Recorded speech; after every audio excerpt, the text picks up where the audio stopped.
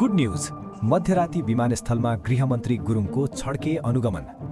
गृहमन्त्री सुधन गुरुङले त्रिभुवन अन्तर्राष्ट्रिय विमानस्थलमा छड्के अनुगमन गरेका छन्। उनी केही बेर अघि विमानस्थलमा अनुगमनका लागि पुगेका हुन्।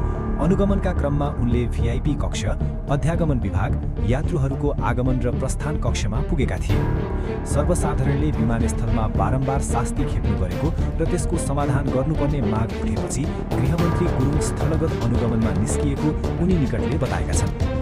अनुगमनका क्रममा उनले सेवाग्राहीलाई कुनै पनि प्रकारको शास्ति नपर्ने गरी काम गर्न सम्बन्धित कर्मचारीलाई निर्देशन दिए।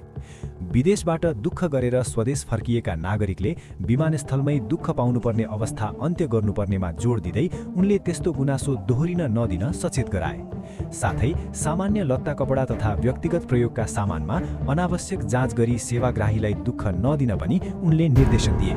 जय नेपाल।